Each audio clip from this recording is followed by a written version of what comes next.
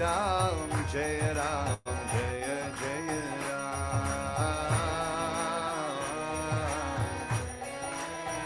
Shri Ram, Jaya Ram, Jaya Jaya Ram.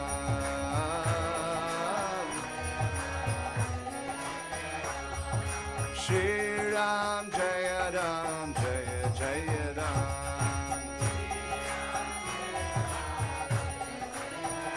Shri Ram, Jaya Ram, Jaya Jaya Ram. Shri Ram, Jaya Ram, Jaya Jaya Ram.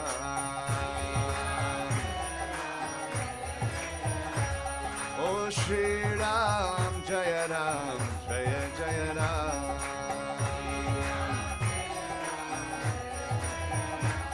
Oh Shri Ram, Jaya Ram, Jaya Jaya Ram.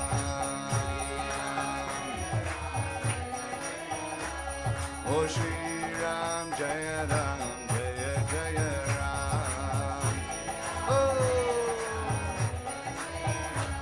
Oh Shri Ram, Jaya Ram, Jaya Jaya Ram. Oh Shri Ram, Jaya Ram, Jaya Jaya Ram. Sita Ram.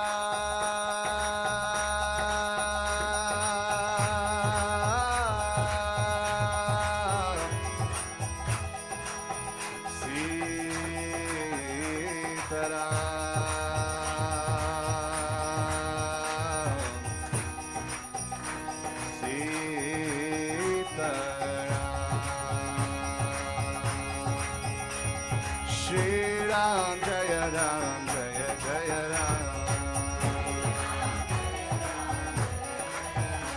Jaya Shri Ram, Jaya Ram, Jaya Jaya Ram. Oh Shri Ram, Jaya Ram, Jaya Jaya Ram. Shri Ram, Jaya Ram, Jaya Jaya Ram. Oh Shri Ram, Jaya Ram, Jaya Jaya Ram. Shri Ram, Jaya Ram, Jaya Jaya Ram. Oh Shri Ram, Jaya Ram, Jaya Jaya Ram. Shri Rama, Jaya Ram, Jaya Jaya Ram. Sita Ram,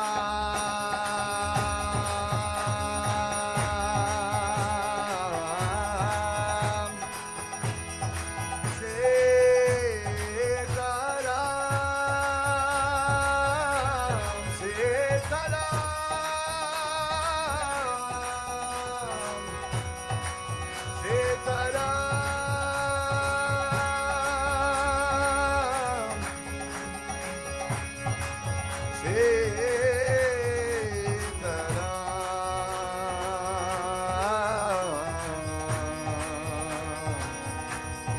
Sita Ram. Oh Shri Ram, Jaya Ram, Jaya Jaya Ram.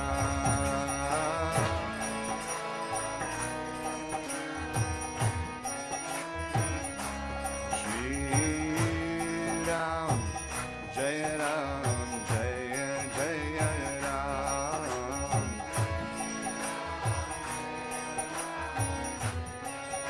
All together, Shri Ram.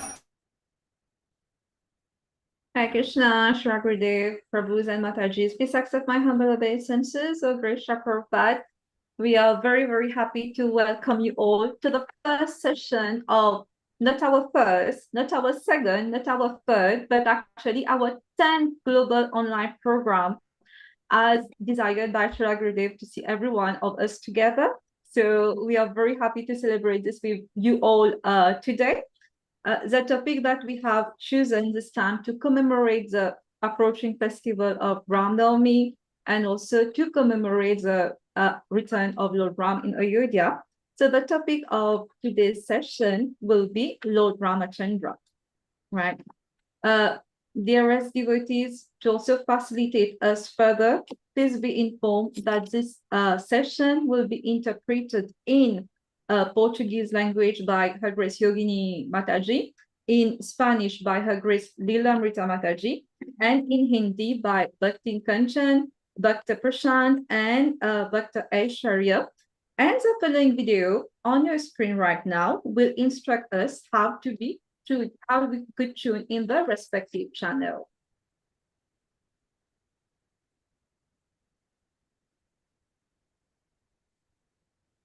So we will be having the video to tune in our channels.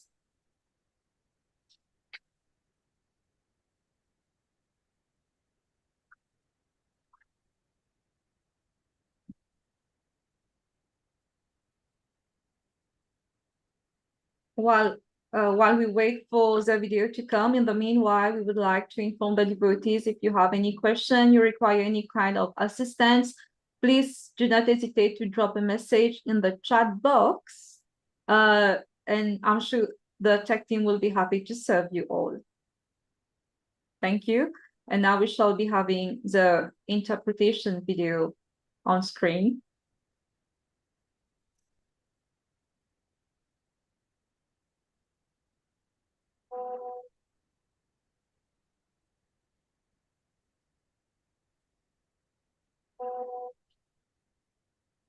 Okay. All right, dearest devotees, just to explain it to you, to tune into the right channel, on the bottom of your screen, we will be having an it's written interpretation with a globe symbol. All you have to do is to click on it, and then you can choose any channel to join in, right? It is just at the bottom of your screen, and then there's a globe symbol. All you have to do is to click into it, and you will be taken into the Hindi or Spanish or Portuguese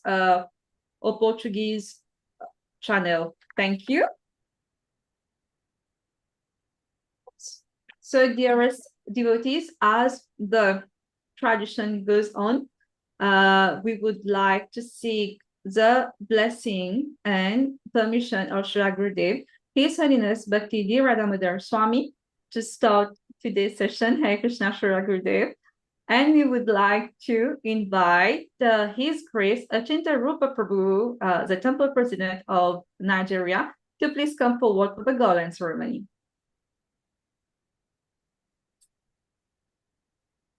Hare Krishna.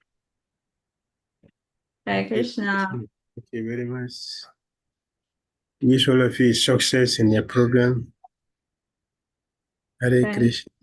Hare Krishna. Thank you, Shri Gurudev, for being merciful and for always finding ways to keep us united together. And thank you, Prabhu, for the garland. So here we go. Let us start. Are we all settled? So the first part of our session today, we are very happy to have a very special guest with us. His Holiness Vrindavan Chandradas Goswami. Maharaj is actually born in Bihar in 1963. He came to Skand Vrindavan in March 1977.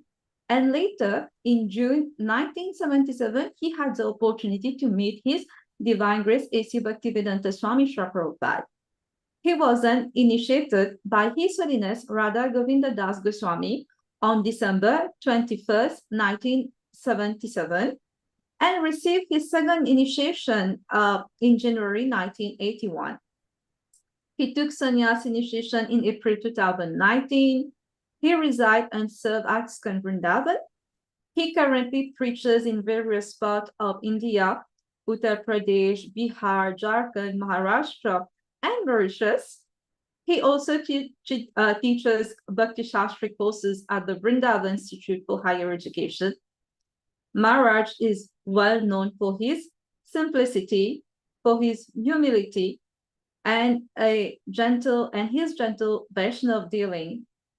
He also possesses deep knowledge of the scriptures, and also has great attachment to the holy Dham of Sri Vrindavan, and dearly love to do Vrindavan and Govardhan Parikrama.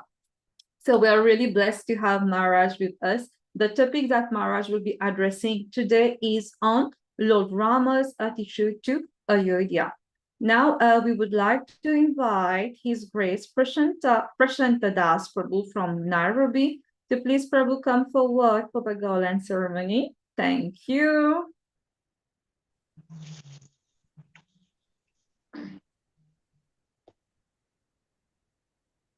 Hare Krishna. Hare Krishna Maharaj. Please accept my humble obeisances. Please accept this Mahagalan from Shishirada Banki Bihari, Nairobi. Hare Krishna.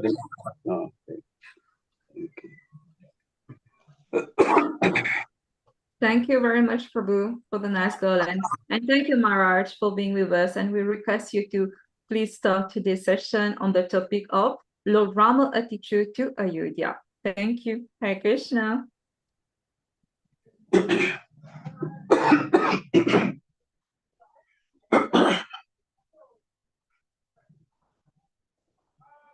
ओम अज्ञानतिमिरान्धस्य ज्ञानाञ्जनशलाकया चक्षुरुन्मीलितं येन तस्मै श्रीगुरवे नमः।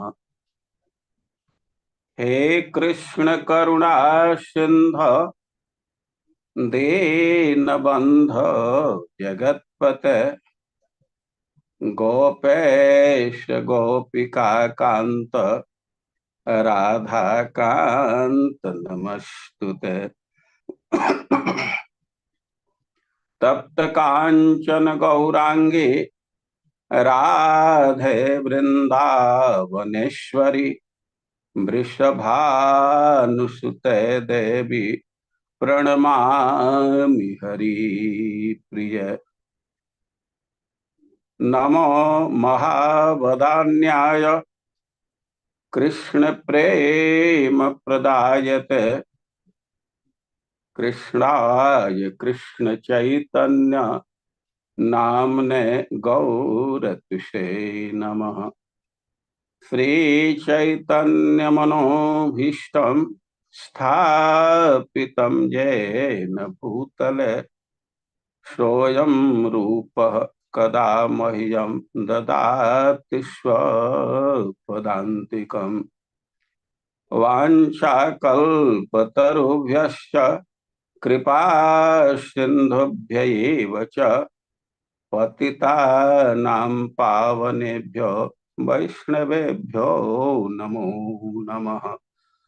जय श्री कृष्ण चैतन्य प्रभो नित्यानंद श्री अद्वैत गदाधर श्रीवासादि गौर भक्त वृंद।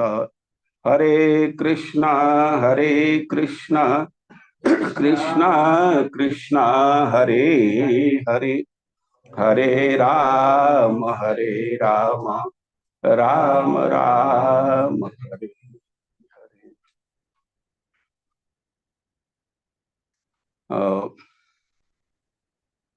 I am happy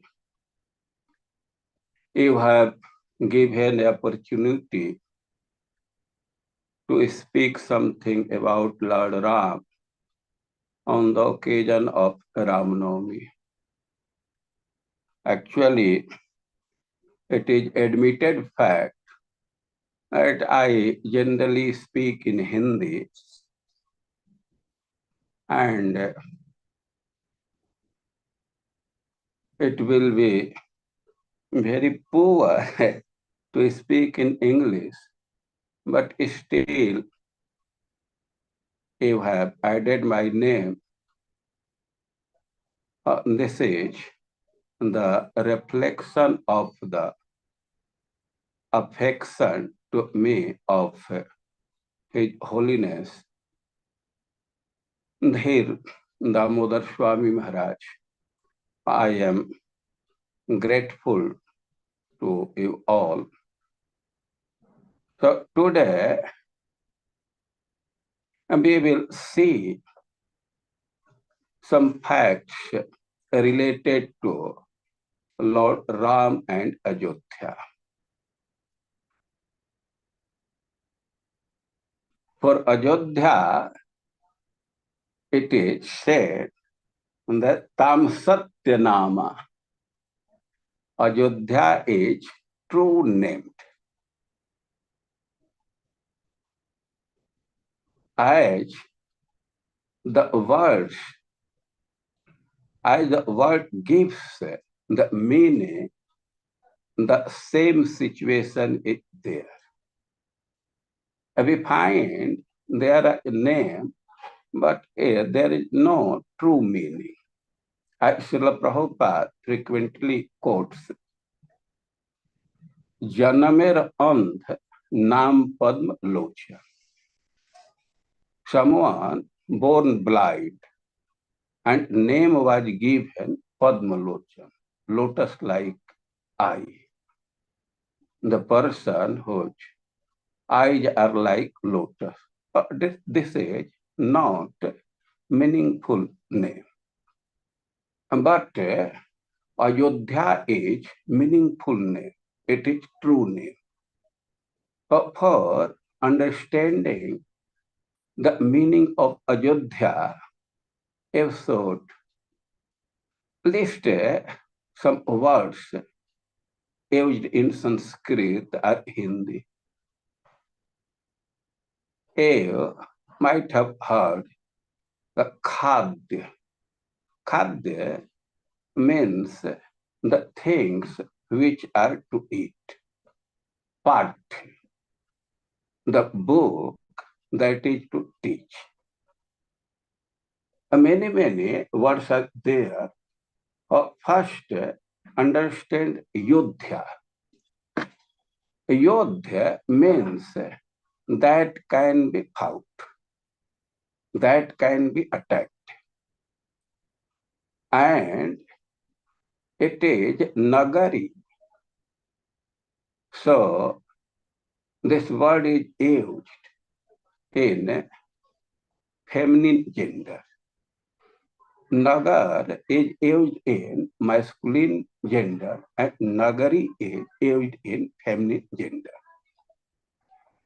Ayodhya means the city who could be attacked, but this is Ayodhya.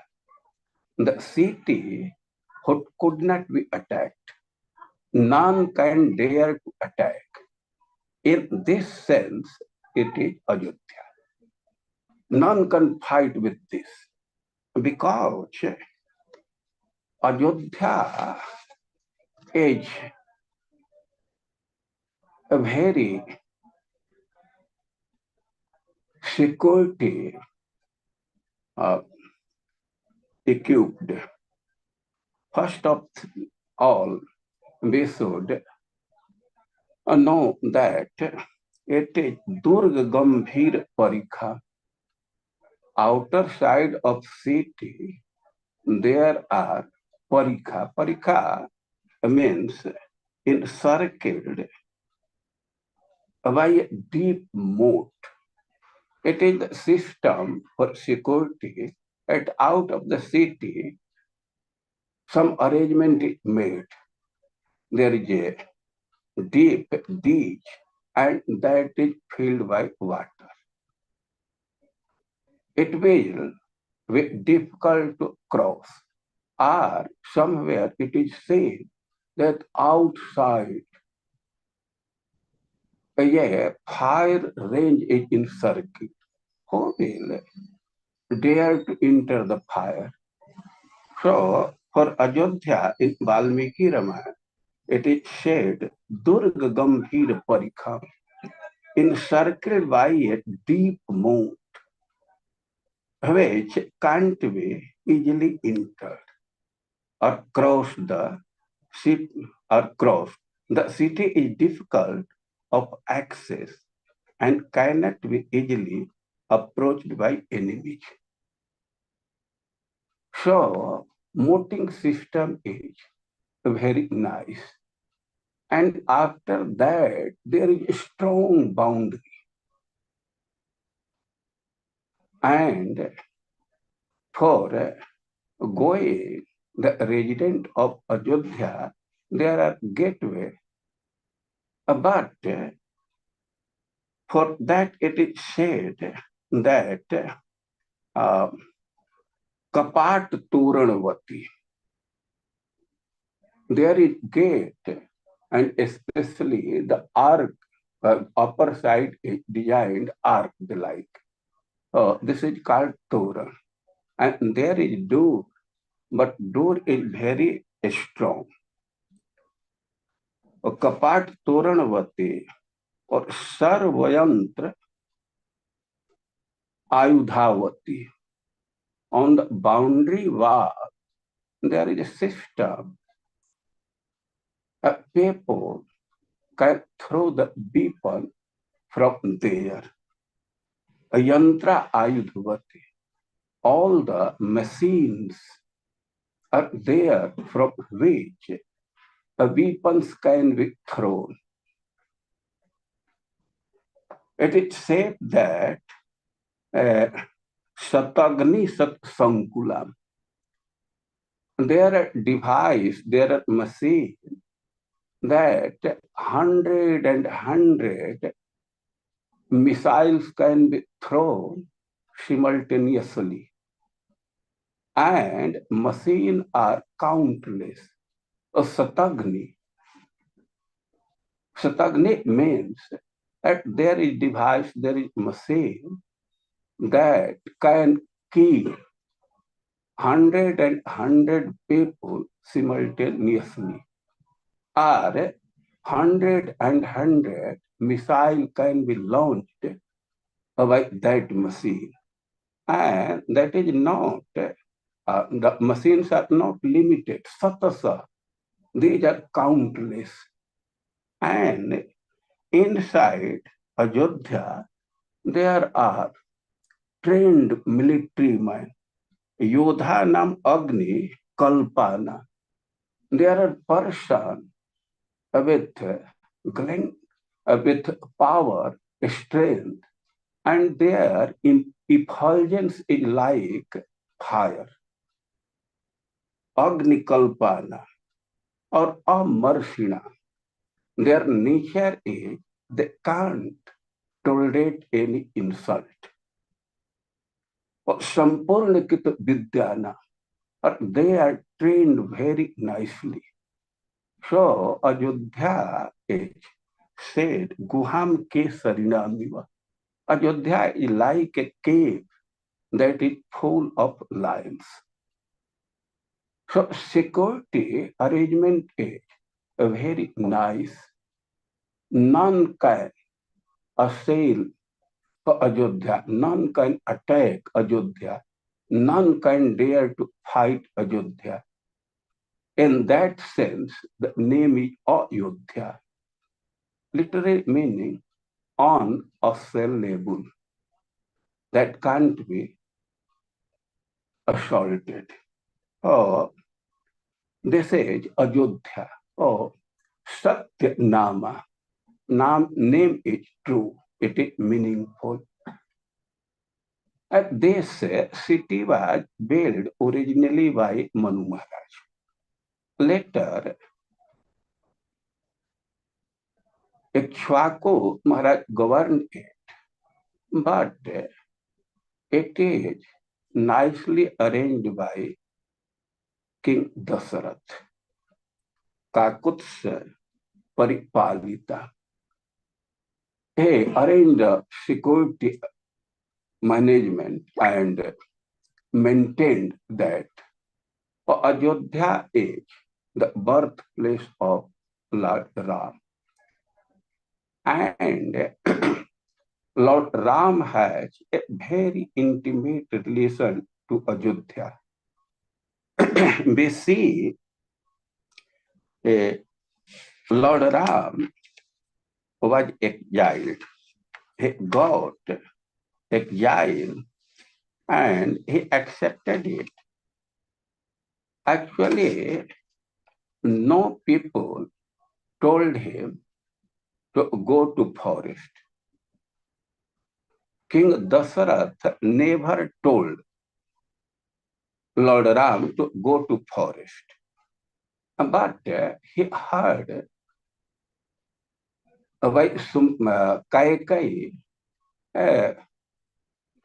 the king is in such a miserable position simply by a reason that he gave promise, he gave words to fulfill, and now he doesn't like it. But the Lord accepted it. I will go to forest. Because King Dasarath had promised to Kaikai. King Dasarath never told Lord Ram to go to forest. But he accepted, seeing the situation, Lord Ram was going for forest. He left Ayodhya, and at the first night, he stayed at the bank of Tamsa river. Night was spent there. In early morning, Lord started the journey. But he was doubtful Lakshman may remember the people of Ayodhya. So he instructed Lakshman, don't be anxious about the people of Ayodhya. He was instructing Lakshman not to be anxious. That was the need of situation. That was the need of time. Such instruction was very relevant. But Lord Ram had no control over him. He was instructing Lakshman not to be affected. But Lord himself was very much affected. It is found that he remembered Ayodhya and he is thinking कि अयोध्या तु नगरी राजधानी पितुर्मम शस्त्री पुंसा गतान आसमान सोचिष्यति संशय. Lord Ram is thinking there is no doubt Ayodhya with all the men and women will lament for us. She is in a sorrow condition. It can't be avoided. He is instructing Lakshmana not to be affected by the situation. But he himself is affected. In his mind, it comes that Ayodhya will lament. He started his journey, but when he crossed the boundary of Kosal Kshetra, Ayodhya is the city and province is Kosal.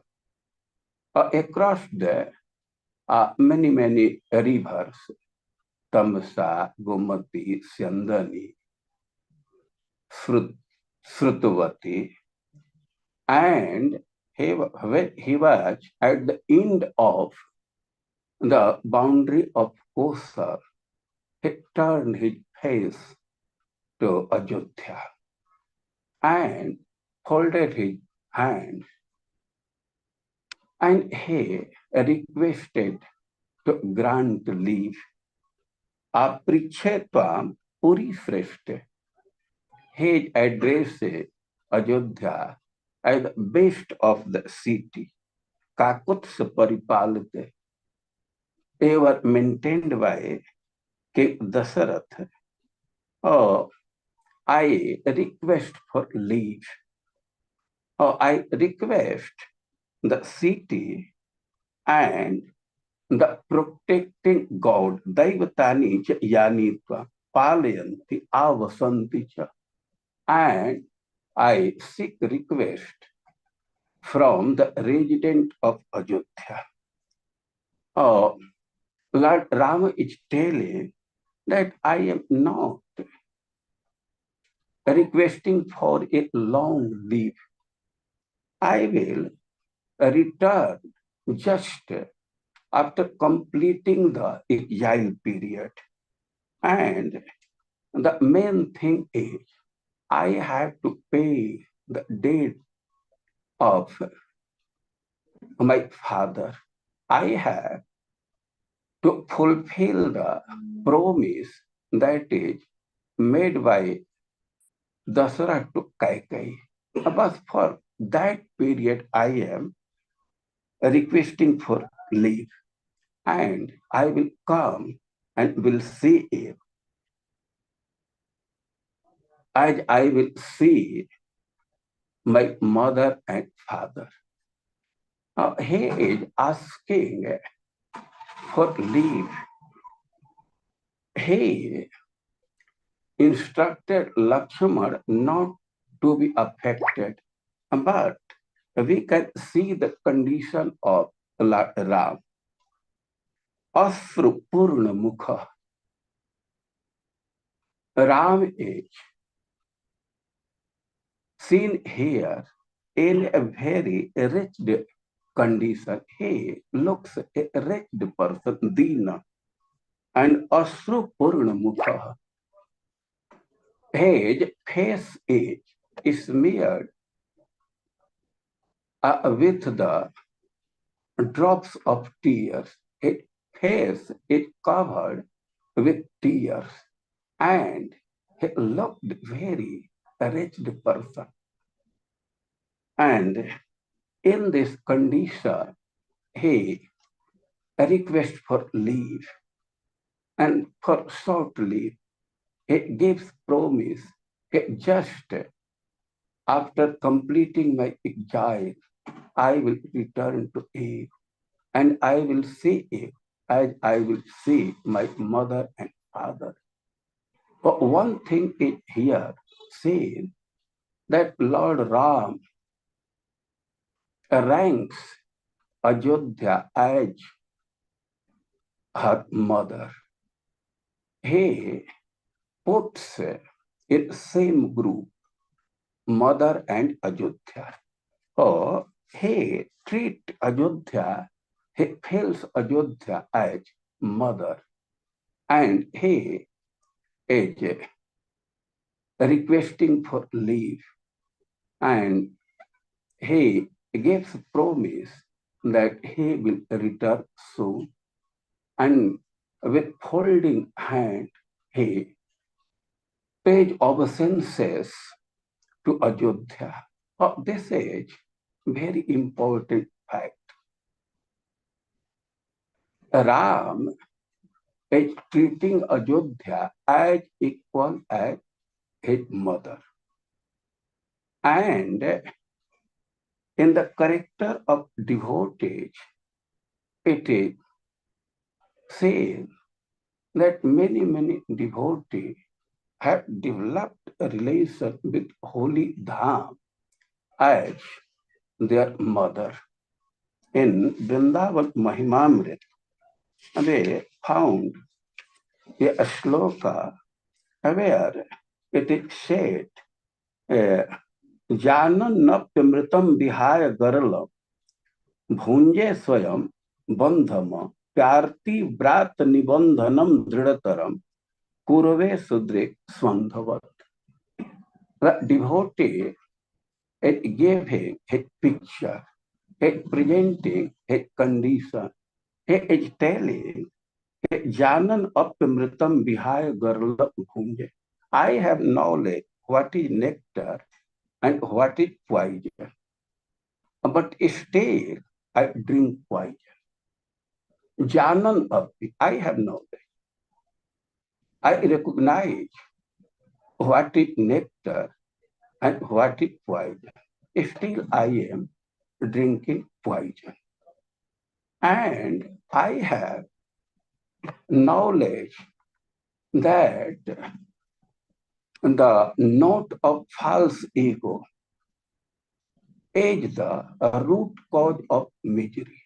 But still I am making it tighter and tighter. Still I make it more tight. Though I know the note is the gut is the root cause of misery. But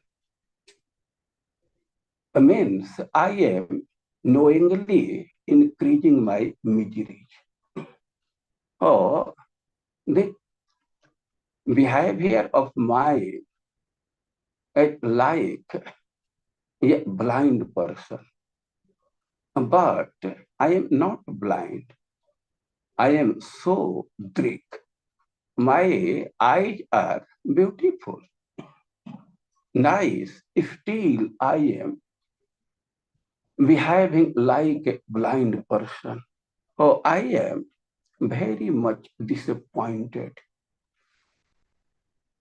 Oh, Vrindavan, oh, my mother, you have affection for me. So, in this acquired situation, in this disappointing situation, only you are my hope. So I expect from you that as a mother herself goes, as a mother herself goes forward and pulls her child. So I request you pull me out of the association of worldly person and put me on your lap. So the compiler of Vrindavan Mahimamrit, क्या नाम है, Prabodhanand Saraswati, requesting Vrindavan, you have affection with me, so you treat me as your child and pull me out of the association of worldly person. Many devotees have developed the relation to Vrindavan as mother. They consider Vrindavan their mother. And if someone is, some child is in the lap of mother, he feels secure. So this is a sort of a relation. Lord Ram is taking permission, he is asking for leave, folding his hand, turning his face to Ayodhya. And when Sri Ram returned from Ayodhya, he returned by plane from a distant place. He saw Sita Devi and said her to pay her salutation to Ayodhya. Sri Ram going Ayodhya folded his hand, paid his obeisances to Ayodhya, and while he is returning, he is saying to Sita, here is seat, O Sita, the well-known seat of government of my deceased father. Rajdhani Piturmam, from the plain, from a distant place, he is showing Ayodhya to Sita. and saying, Sita,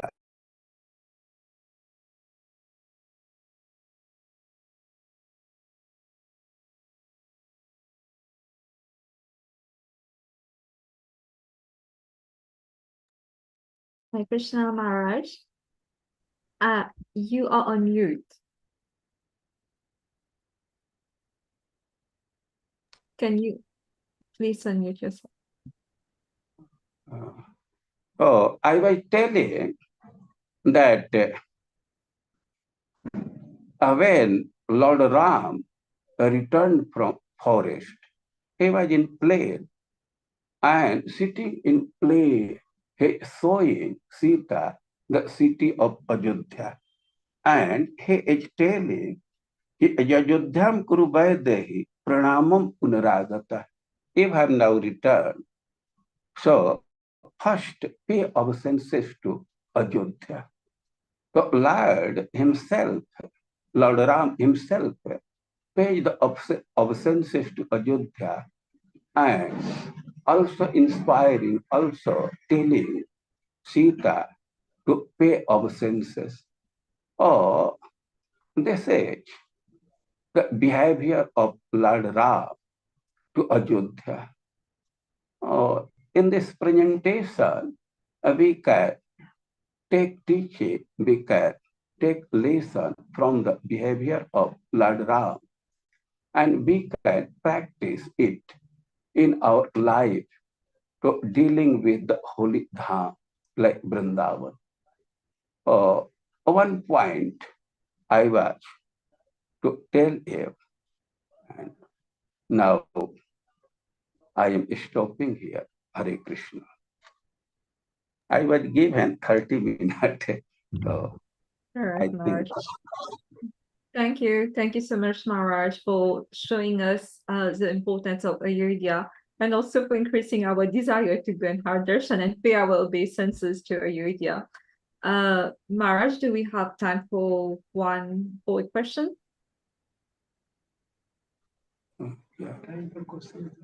yes, I have time. All right.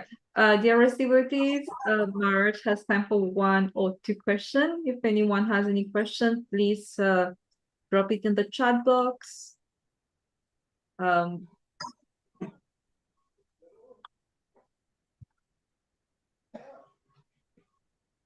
Just had the opportunity to take Maharaj Association live and direct. So take the opportunity, please.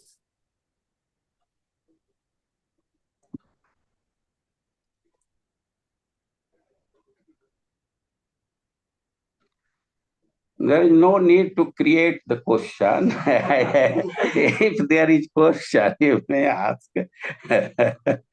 No need to create.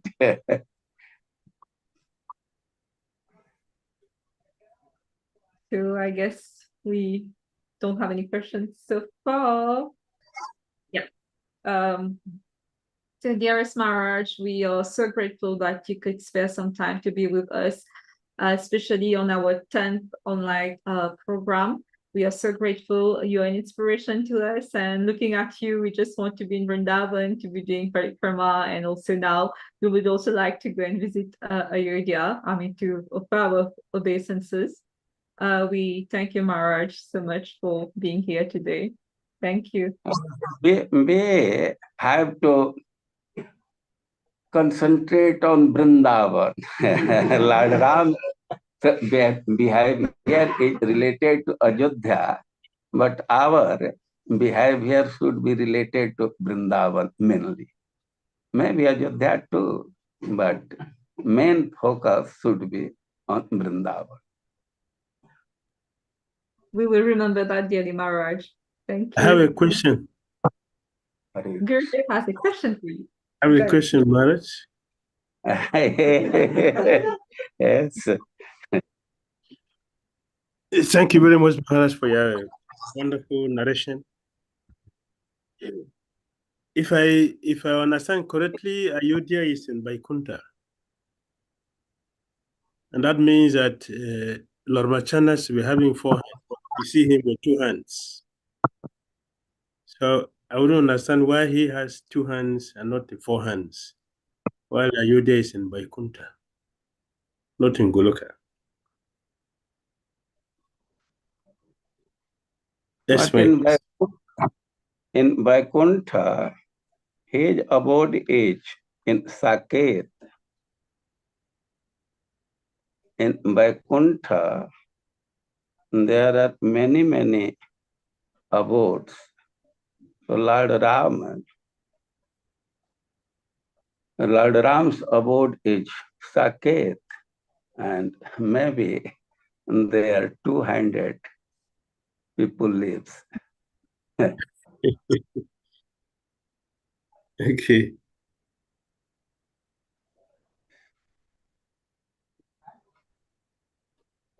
Okay. Thank you. As in Dwarka, Lord Krishna is in 2 arms and 4 arms too. The same theory will be applied to Saket Dham and for Lord Ram.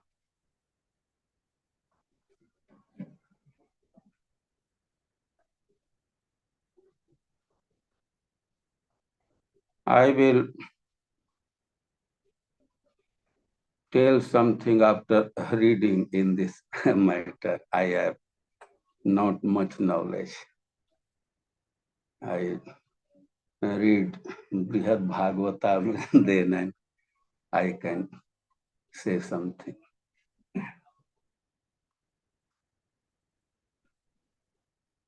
There's another question in the box.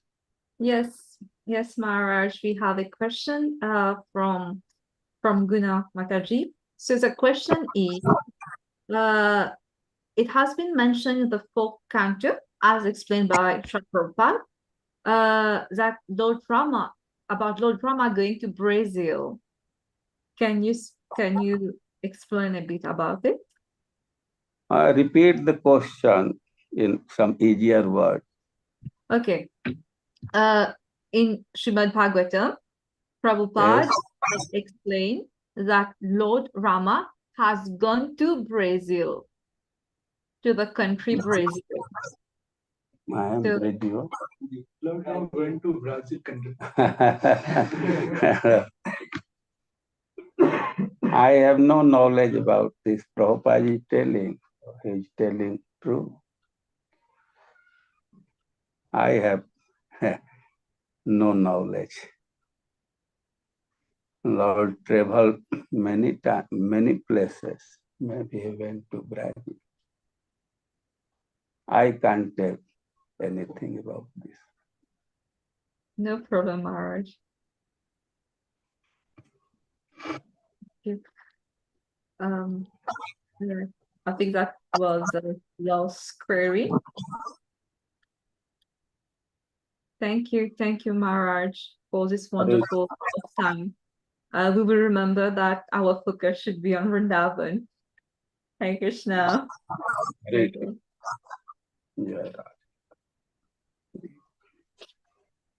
Yeah. Thank you so much, dearest devotees. So now we move on with a little spiritual entertainment, as you all are kind of aware this moment, because we will be having our quiz session as the next item.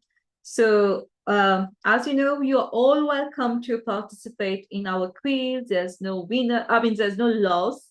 In the sense, like, even if you are the first or not the first, but the important is to participate. However, you know that we have a little rule when it comes to our quiz, is that normally we have winners, and the one who kind of click the fastest, give the answer the fastest, are the winners. So let us see who will win today in our first session, as we inaugurate the first quiz session, which should be on your screen in a few minutes. Thank you. So let us get started. So quiz for our session 1, and our first question is, how did Sri Ramachandra treat the citizen of Ayodhya? A. he treated the citizen as his own property for enjoyment. B, he cared for the citizen like a father. C, all of the above. D, none of the above. And the poll should be appearing on your screen.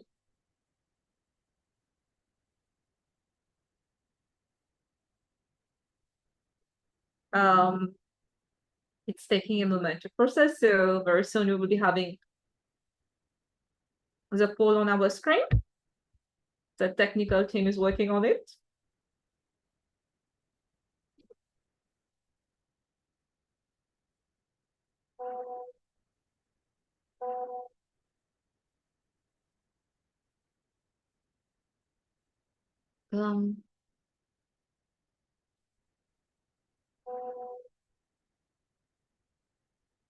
All right.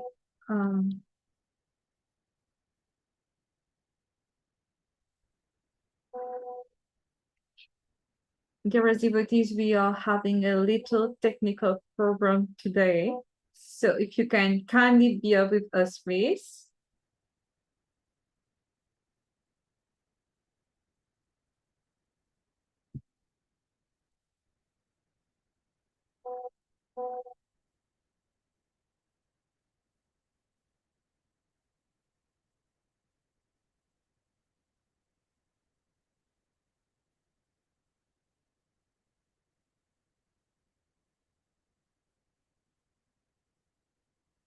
So I got the confirmation that the poll has appeared. If you can all see it on your screen. Is that okay? And you can click on the correct answer.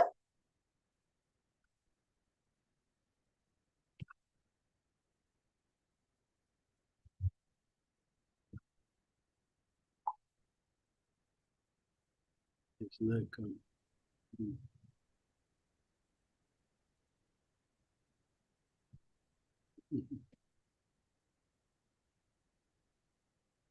You still have a few seconds to answer. Majority got.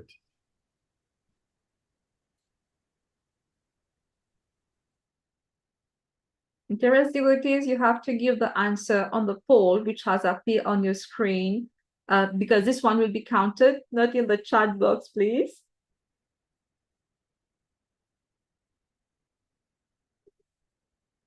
Okay, so let us see what is the correct answer. And the correct answer is B. He cared for the citizen like a father. Now let's see the praman from the scriptures. Let's move forward.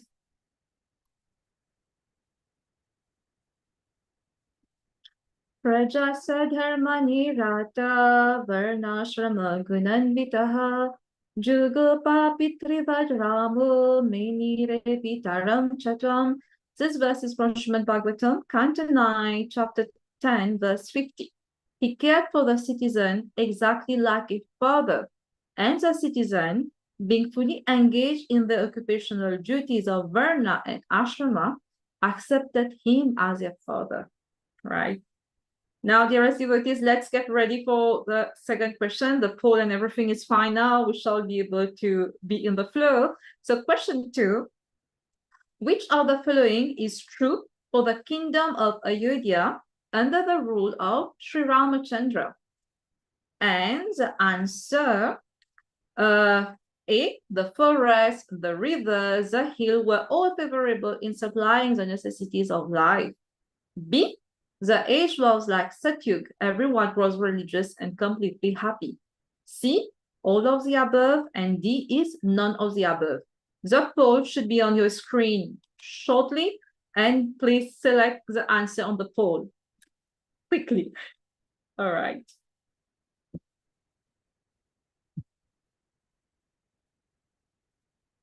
It's coming up.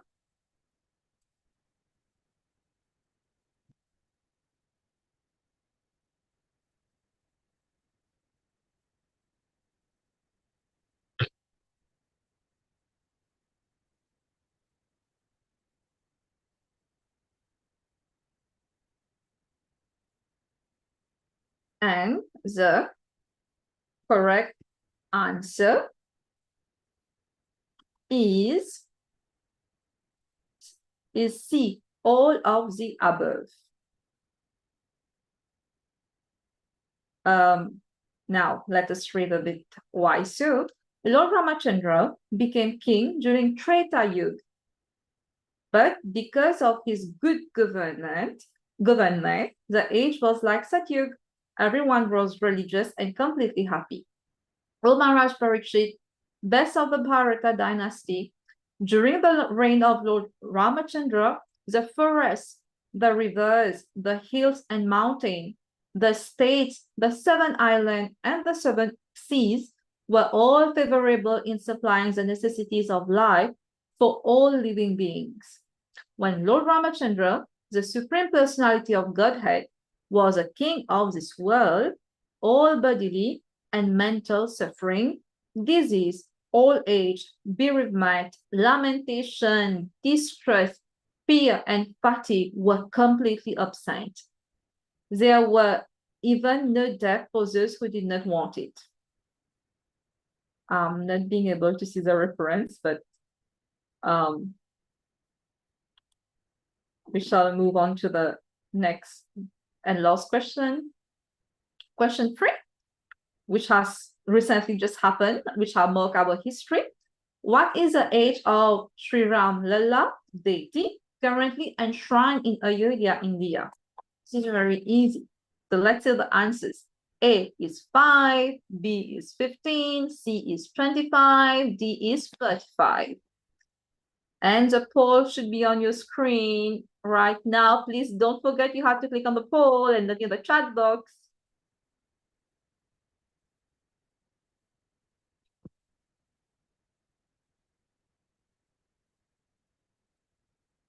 We still have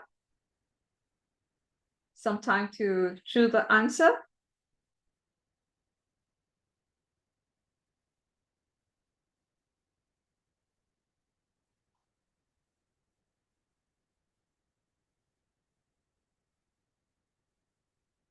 Yeah.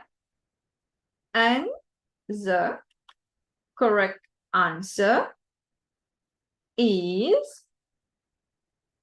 5. That's why he's called Lala, because it's still very small. Can we just go to that? Yeah. Sri Ram Lala deity currently enshrined in India. So who is basically 5 years old. All right. Thank you, dear devotees. We have completed the quiz, and the result will be sent at the end of the session, and we will see who has been able to pick the fastest and who are the winners. Thank you, dearest devotees. Now we shall be moving on. It's still a bit of entertainment. So now, dearest devotees, we are very happy to present a drama. The drama will be from the devotees in Nairobi, which should be on your screen in a few moments.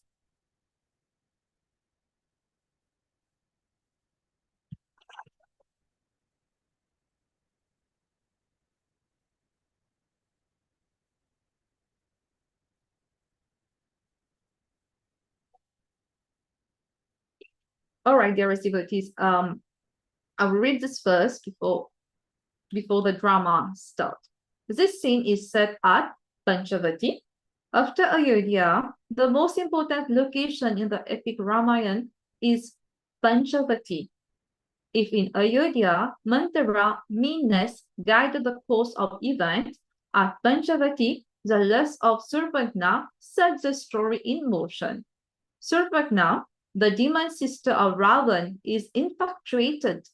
She transforms herself into a beautiful damsel and approaches Rama.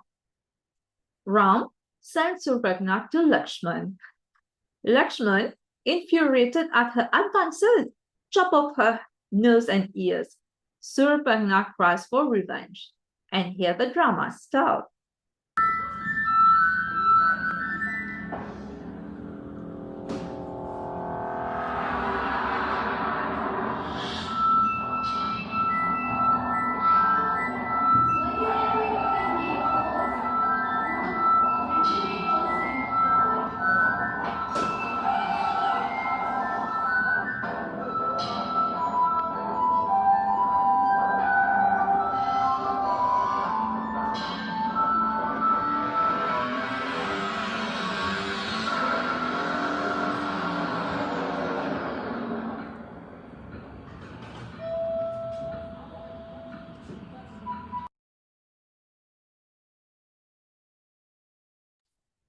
Surpagna came in disguise of a beautiful damsel and tries to draw Ram's attention to herself.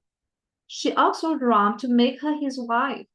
Lord Rama refuses, mentioning that he has a wife, but leads her to Lakshman.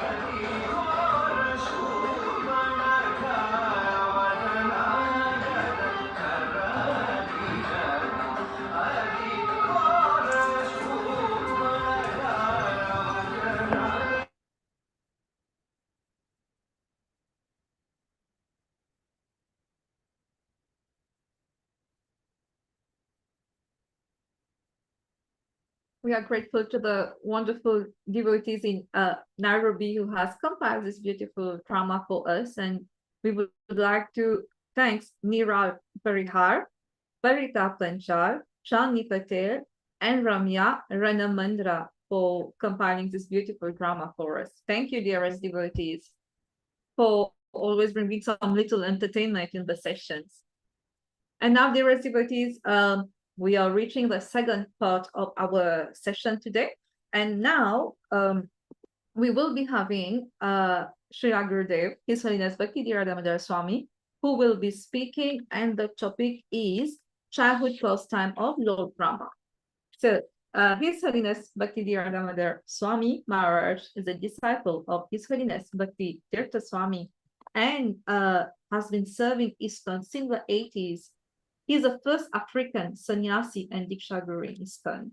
He regularly teaches Bhakti Shastri and Bhakti Vaibhav courses at the Vrindavan Institute of Higher Education, VIHE, and at Mayapur Institute, and facilitate numerous seminars on practical aspects of Krishna consciousness philosophy, such as community building, self-sufficiency. He has also authored a book, Spiritual Connection, Understanding the Dynamic Relationship of the Guru and Disciple, and to help devotees to take advantage of this book in their spiritual journey. He also tours and preaches extensively in Brazil, India, Mauritius, the Seychelles, United States, and different countries in Africa to deliver the message of Krishna consciousness. Following the desire of his spiritual master, Bhakti Dhira Damodara Swami is also developing vibrant Krishna conscious, self-sustainable farm communities in Ghana and in Nigeria, Africa. We are very happy to be hearing from you, Srila Gurudev, on the topic of childhood pastime of Lord Brahma, and we would like to call forward Bhakti Maria Fernanda and Bhakti Fabricio from Brazil for the golden ceremony.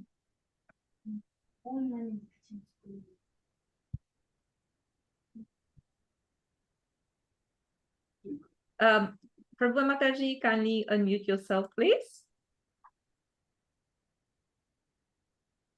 Good. No, still on mute.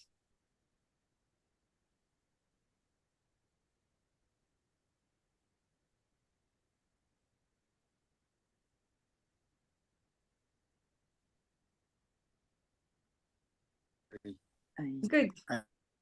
Yeah, no, it went on mute again. It was just unmuted. Hare Krishna.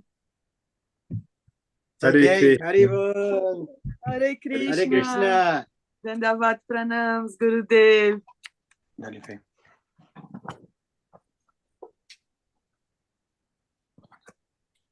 Wait a minute.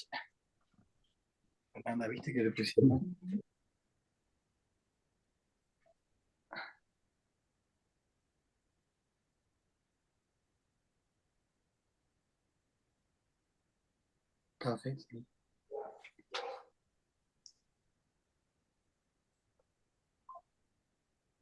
Thank you, Guru Maharaj. Thank you, Prabhu. Thank you, Mataji. Thank for you. the and of frame. Hare We are grateful. And now, Shri Day, we would invite you to start your talk on childhood pastime of Lord Rama. Thank you. Hare Krishna. No, Vishnu Padya Krishna Prithai Bhutale Srimati Bhakti Vedanta Swami Chinale. Namaste Saraswati Devi. Gauravani Pracharini Indri Visesa Sanya Vaiti Pastatya Desatari. Om Gyana Timirandasya Gyananjana Salakaran Chakshulun Litanjana Tasmai Shri Gurave Namaha. Shri Chaitanya Mano Bhishtam Savitam Jana Bhutale Swayam Rupa Kadam Mahim Tadati Swa Padantikam. Vandeham Sri Gurun Sri Tapadakamalam Sri Gurun Vaishnavam Cha Sri Rupam Sagrajatan Sahagana Raghunatan Vitam Tam Sajivam Sadvitam Savadutam Parijana Sahitam Krishna Chaitanya Deva Shri Radha Krishna Padan Sahagana Lalita Sri Visakan Vitamscha Hey Krishna Karuna Sindhu Dina Bandhu Jagatpati Gopisa Gopika Kan Radha Kanta Namastute Tapta Kanchana Gourangi Radhe Vrindavanishwari Prasavana Sute Devi Pranamami Hari Priye Vanchakal Pataru Vyascha Kripa Sindhu Cha Patitanam Pavanivyo Vaishnavyo Namo Namaha Jai Shri Krishna Chaitanya Prabhu Nityananda Sri Advaita Gadadara Sri Vasadi Gaura Bhakti Vrinda Hare Krishna Krishna Krishna Hare Hare Hare Rama Rama Rama Hare Hare Sri Ramachandra Bhagavan Ki Jai Sisi Sitaram Lakshman Hanuman Ki Jai Gaur Bhakta Vrinda Ki Jai Ayodhya Dham Ki Jai Hare Krishna devotees. We are very, very happy to be with all of you, and we are grateful to all of you who have worked very hard to put this program up, and we have had the association of His Holiness Beloved Chanda Das Goswami Maharaj and other devotees who are going to give the associations in this program. We're eternally indebted to all of you for creating this association. And we pray that Lord Ramachandra, whose attempt never fails, will make you all successful. Your endeavors in Krishna consciousness will meet with success. So we are looking at Lord Ramachandra's childhood pastimes.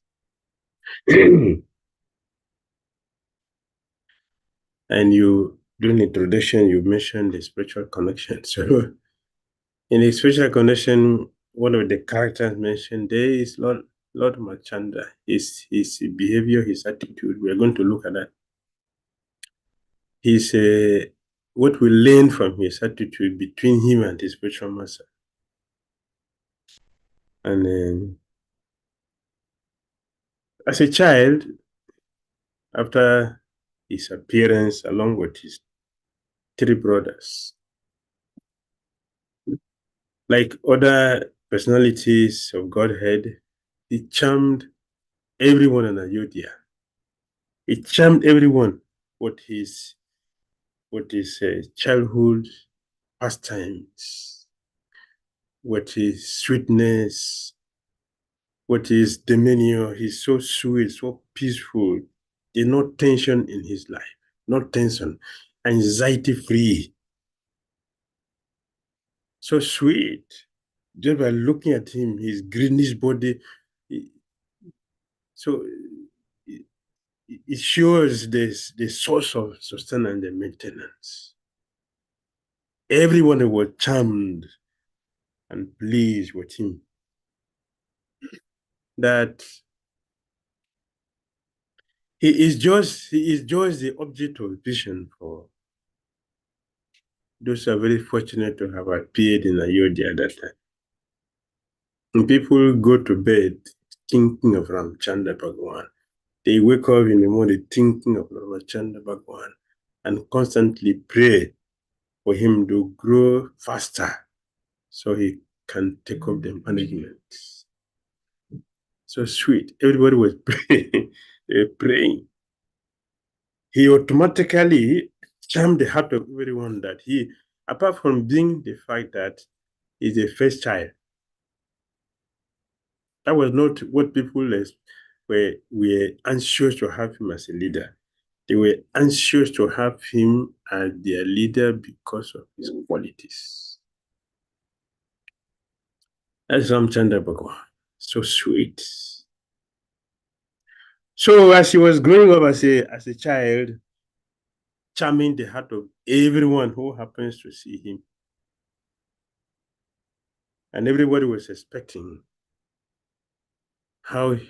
when he would become their leader. They were counting days. And Kausalya will not think of anything else except Ram. Ram. That's all. That's all. Nothing exists except Ram in her life. Like other mother Sachi, Devki, Yashoda, Devahuti, Kausalya, not only Kausalya, even Kakei, who later on betrayed him, was so much in love for Ram more than her own biological child. That is Ram's nature, his quality. So everybody chant his mantra, Ram, Ram, Ram, everywhere. Everywhere, nothing exists but Ram. So Vishwamitra Muni, to set the ball rolling. When they appeared in the kingdom of Dasarat Maharaj, usually when a sadhu, a sage appeared, fortunate people satirize the king. They're very happy that the fortune has come. So they will do their best to serve the sage, the sadhu, very nicely because they are expecting some blessing. So they do everything to please the sadhu or the sage that has come. So when Dasarat Maharaj and the citizens of Ayodhya saw Vishwamitra Muni, they were so happy. But for him, they're very careful because he not only give blessings, he can easily do the opposite. And people are extremely careful with him. But this time also he came not as to come and give blessings and take some service, but to come and seemingly give pain. to the heart of Kausalya and Dasarat Maharaj. So, after all the necessary courtesies and worships and things, then Bishop Muni presented a mission of his visit. A thunderbolt. A thunderbolt. It's a thunderbolt on the head. Nobody survived the thunderbolt of Indra. Very devastating. Bishop Muni said, in my hermitage, where I perform my pujas, I cannot perform peacefully my pujas. Jagya, sacrifices, I cannot do it peacefully because of the formidable demon, particularly Maricha and Subahu. They are terrible demons. So while Bishop Muni was speaking, his mind didn't go anywhere because rhyming is just everything. He was thinking, oh, I am Dasarat. So he knows me to be Dasarat. Yes. One who can fight with what? What? With what? They're making quiz. Let me also put my own quiz.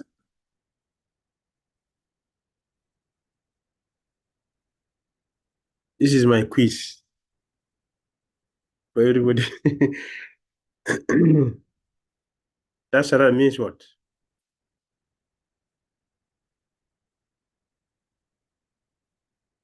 Rakshabat. Yes, please tell me what's meaning Dasarat. You can say it just unmute and save and say it. Hare Krishna Maharaj ji, please accept my humble obeisance on your lotus feet. Maharaj ji, Okay. I think that Dashrath means which can control their horses from the 10 directions, and as well as Okay, 10 directions as well as. and also which control their 10 senses. Okay, very good. That's Very good. no answer. 10 rakas, 10 chariots.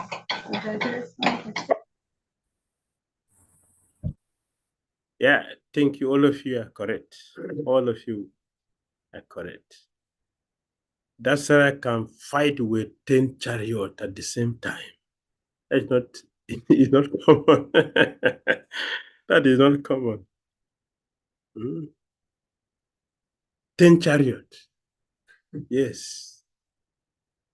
How is he able to do that? That means it's very swift, his experience to do that.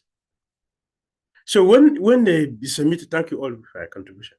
When Bishop Modi was talking, he was thinking, yes, he has come for my service. He didn't know that it was not as easy as he was thinking. So Bishop Modi said, so I need your son Ram to come and take care of this demon. What? Is it better for you to just cut off my head and to say this? He is a boy, just a boy. He does not know anything. He's a boy. I am Dasarat. I have my military phalanxes. I will command everyone to come to the forest and take care of the demons. Ishamitra Modi said,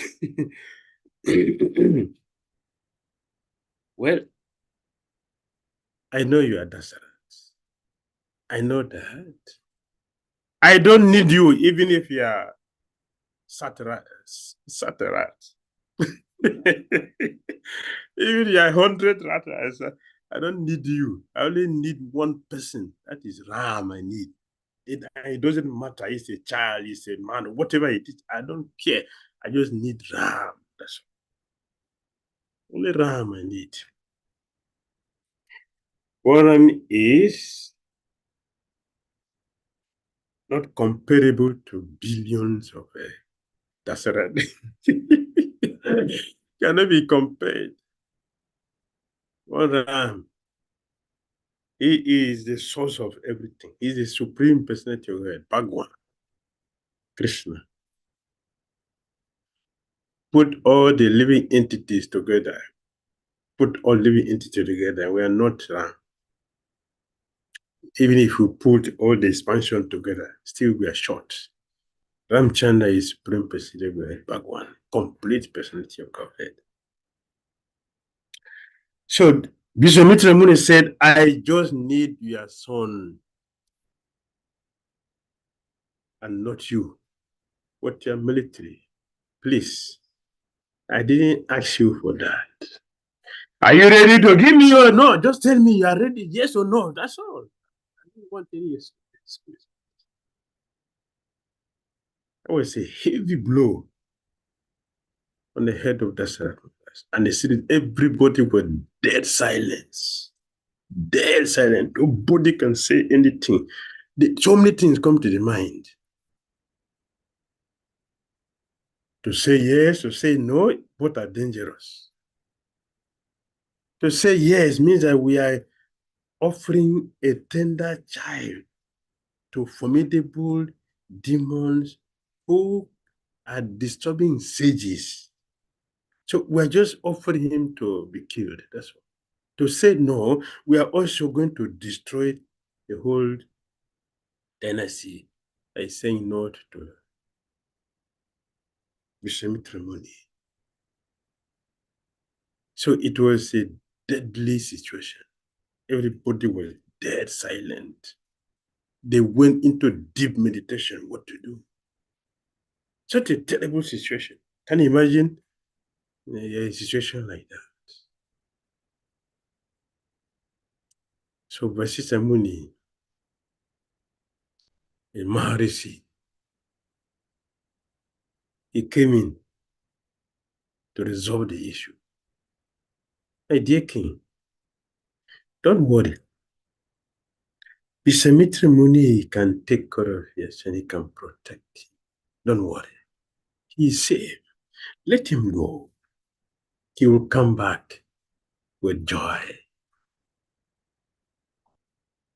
Believing on the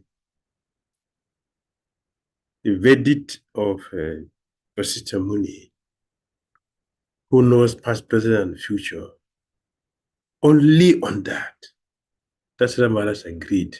But the problem, the next problem is that not that he is free, he cannot be killed, be protected, he'll come back. That is not the issue. The issue is the pain of separation from Ram. What about that? The pain of separation. So Vasishtha Muni consoled him. He will just go for a while and he'll be back. So let him go. Let him go. Only at this request or explanation from his guru that Dasharat Maharaj reluctantly released Ramachandra and Lakshman, who is the second body of Ramachandra, the second body. We have Lord Bairam, the second body of Krishna. We have Lord Nityananda Prabhu, the second body, the service form of Lord Chaitanya Mahaprabhu. Lakshman here is the second body, the service form of Lord Ramachandra. They are inseparable.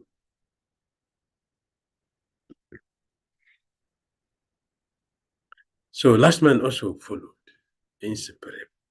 So Vishwamitra Muni was so happy And he took the two lustrous boys, the two princes, with him, and they left Ayodhya.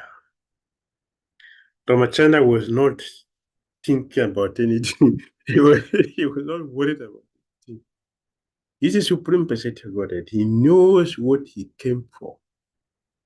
So just like when Vamandev came, he was a small boy, but he did what he can do as a supreme personality of Godhead. When Krishna came as a small boy, he killed so many terrible, formidable demons very easily as a baby. 1 month, 3 months. The same, Ramachandra. The Supreme Personality of Godhead left Ayodhya. After 12 miles away from Ayodhya, it came to the bank of River Sarayu. So it was already evening. So they arrived there, and they took shelter there under the trees. Then Vishwamitra, when they turned to Lakshman, Ramachandra, they sit here comfortably and sip some water. Sit, just be comfortable. Sip some water. So, considering Lakshman Ramachandra Bhagawan as his student, of course, he's aware that he's dealing with the Supreme Personality of Godhead. But he has the responsibility to do service for his own purification. It's a great fortune. So he taught Ramachandra and Lakshman, small boys, so to say, that time, Bala and Ati Bala mantra. Yes. Bala and Ati Bala. They are daughters of Lord Brahma. This mantra, when one get this initiation, you know, they're affected by hunger or by thirst. No sleep, no anxiety, no old age. You are unconquerable. Nobody can go. But day and night, you are invisible. So Lord Ramachandra Bhagawan and Lord Lakshmana were initiated into these mantras by Vishwamitra Muni, who considered them to be his students. And from there, the next day, they continued to the bank of Ganga, where Ganga and Sarayu meet. Another holy, wonderful, beautiful place. It was at this place, Ramachandra, playing the part of innocent child, is asking his guru, Vishwamitra Muni, what is this place? What is happening in this place? Vishwamitra Muni smiled. He said, you don't know this place? In this place, Lord Shiva was here, and they copied it. Made a mistake by coming to test him. When he copied, he showered arrow on Shiva. When Shiva opened his eye and saw him, what he third eye, he burned him to ashes. It happened in this place. That is why you are feeling that. Ramachandra is the Supreme Personality of Godhead. So he knows everything, but he's teaching us. He is teaching us. He is Maharajah Purushottam. Everything he did perfectly. A perfect child, a perfect husband, a perfect servant, a perfect teacher, a perfect leader. Perfect in everything that he does. That is what he represents. Perfect. Do everything according to the scripture. No violation. Strict follower of Vedic culture. Ramachandra taught that right from the beginning he's teaching. Here he is patiently, even though he knows, he is not asking his guru to test the ability of his guru. He's asking to know so that others also can learn. Ramachandra did this. And then they went on to another place. He saw a desolate place. From there, the energy alone, very nasty and gloomy. Again, Ramachandra is asking, what happened here? This place looks so desolate. What is happening here? Ramachandra said, yeah, in this place, the Tataka demon here. Tataka demon is the mother of Maricha. Yeah, Marichi. The Marichi. She was cursed by Angira only to become a Raksashi. Because her husband was killed. So she was angry and wanted to devour Angira. So he cursed him. You become ugly Raksashi. And that is your punishment, and disappeared. So since then, this demoness has been wreaking havoc, killing people, all kinds of sinful activities, and she was a terror, terrorizing everybody. So the whole city. So it was a very beautiful kingdom, because Indra was very happy. And he came to this place. After he got a curse from Gautam Muni, he came to this place and took a bath.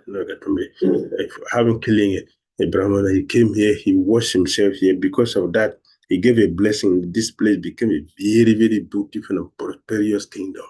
But because of this demon, such a beautiful city, such a powerful, became a very dangerous place that people ran away from there. Nobody lived again. So Ramachandra asked, and Vishwamitra Muni explained everything, and he said, I brought you here, so this is your first duty. Your first duty is to kill a woman. No, can kill a woman? Yes. Vishwamitra Muni said, although it is forbidden in the scripture to kill a woman, but when I tell you the havoc this woman have done, you'll be angry to kill her. Don't hesitate. You should kill her. It will not violate the Vedic principle. It will not, because it's a demoness, and she has killed so many. For the benefit of others, for the benefit of other entities, to violate the principle for the benefit of others, you are not liable for the consequences. You are freed.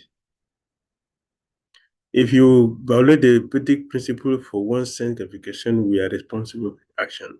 But for the benefit of helping people, you are free. So for the love of people, for the benefit of all living entities, these demons will be killed. So as he was speaking, Ramachandra became concerned. Okay, I will do something. So show me the direction where this woman lived.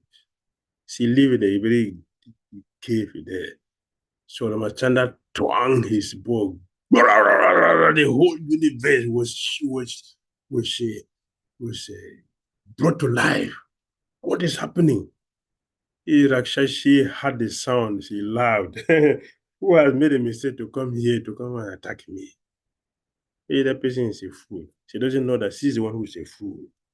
Is going to meet with the supreme personality of Godhead. Not to take shelter, but to be killed.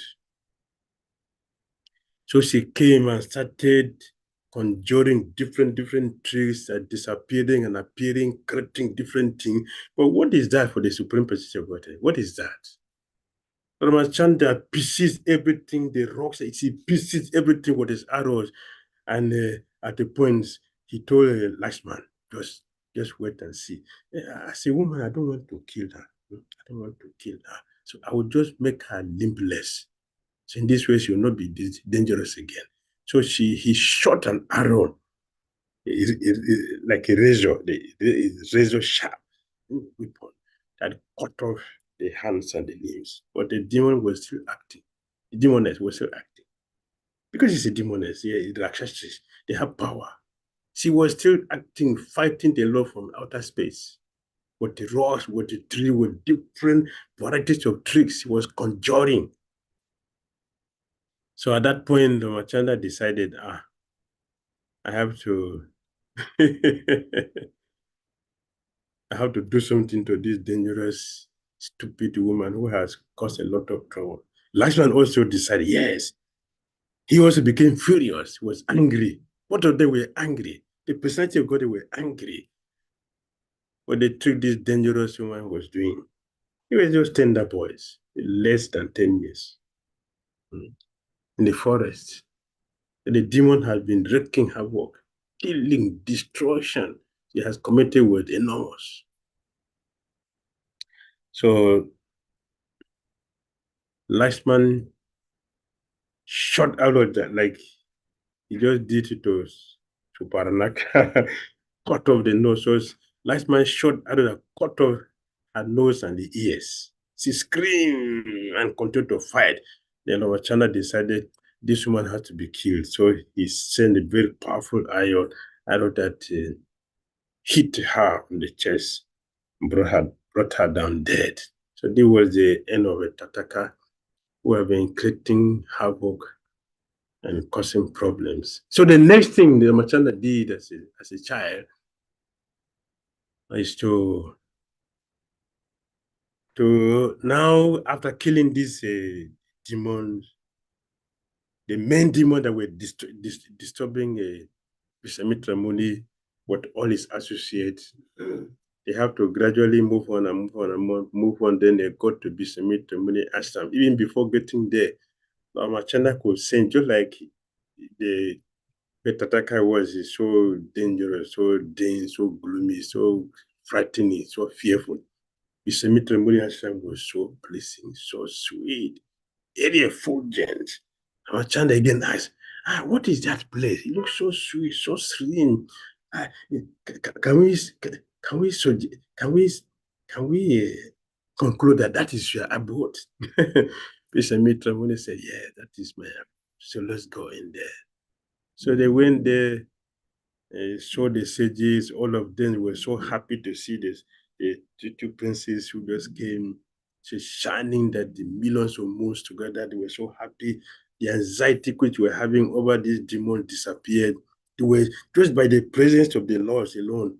They were very happy and satisfied. So some of them were cleaning their arenas, they were cleaning utensils for puja, they were arranging for this thing. They were making all nice arrangements. And Vishamitra Muni went into meditation. He would do meditation for 6 days, not talking, 6 complete days. The Jagya goes on for the 6th day. At the completion of the 6th day, and this Maricha and the Supala will come and pollute the whole place and spoil the whole place. They have been doing this for years. So this was the last time they're going to do that havoc. So they came. They could hear the shriek sound from different directions, and they came and they started throwing paws and urines and the stools and blood, and they were contaminating the whole atmosphere. So Bishop Mitra Muni, he just came out from his silence and told Ramachandra, Lakshman, yes, these are the demons. See them. They came like a cloud covering the whole place. So Ramachandra started to do his duty, cut off all the different things they were presenting, all the arrows were parading, the whole of this thing, maneuver everything perfectly. They did so many things, but Ramachandra and Lakshmana, they stood their stand and started dealing with them. Then Ramachandra told Lakshman, see what I'm going to do to Maricha now. Just see what I will do. So he shot arrow that took Maricha and threw him 8 miles over into the sea. I'm not going to kill him because he knows that he still has some person to blame with Maricha. So he didn't kill him, but he threw him senseless into the sea. When he regained consciousness, he didn't come back again. He ran away. All the Rakshasas, all the other Rakshasas who were falling, some will hide in the sky, some enter into the hole, some Ramachandra find all of them out and would kill them in mass. And Lakshman joined them, started killing all of them. Then Ramachandra took arrow and sent it into Subala. hit him on the chest and brought him down dead. He pierces the heart. So that was the end. So he killed all the Rakshasas and made the whole place beautiful and wonderful. And sages could have the peace to perform their jagya and normally, things which they didn't do for years. Now they are able to do it peacefully by the mercy of Ramachandra and his inseparable brother, Lakshmana. In this way, Vishwamitra Muni, looking at what Lakshmana and Ramachandra did, he was so happy, so satisfied. Other sages were so happy, they were so satisfied. Vishwamitra Muni was sitting tears out of joy for the activity of his disciples. This is the activity of a bona fide disciple. A bona fide disciple's activity, Lord Ramachandra taught us to make the spiritual master say tears of joy, not tears of anxiety given by disciples. The tears of joy from the wonderful performance of the disciples. Like Srila Prabhupada did for my spiritual master. He said tears over His Holiness Bhattacharya Maharaj's head and told him, yes, your life is a success. Vishwamitra Muni did the same thing to Ramachandra and Lakshmana. He said tears of joy was coming out like torrent of rain from his eyes, being pleased by the performance of Ramchandra Bhagwan and Lakshman Bhagwan. And he embraced them. He gave them blessings. He taught them how to operate the missiles and all other weapons. He called all the weapons together, and they all appeared in person before Ramachandra, Lakshmana. After initiating them, they all enter. They asked the Lord, what service can we do? What furthers hand? Ramachandra said, whenever I need you, just by remembering you should appear. They say, yes, just as you said. It cannot be otherwise. Just as you said, we will be. So after all this, then they went back to their heavenly planet. And the Lord continued with his activities and placed his spiritual master. This is how a bona fide disciple should act. To please the spiritual master with our activities, that he should shed tears of joy and give us a blessing that we are a success. Sri Ramchandra Bhagwan ki jai, Sri Lakshman Bhagwan ki jai. Hare Krishna. I'm sorry I went over my time. No worries, Gurudev. Hare Krishna. Thank you, Gurudev, for highlighting so many important points. As a beginning, thank you for blessing all of us so that Krishna always notice our endeavor. So it is by your mercy that we actually get Krishna's mercy. And you also mentioned how important, how it was crucial and important that all the Ayodhya Vasis, the people staying in Ayodhya, they were constantly chanting the name of Lord Rama, which acts as a lesson for us where we should continually and continuously be chanting the holy name of Lord Krishna.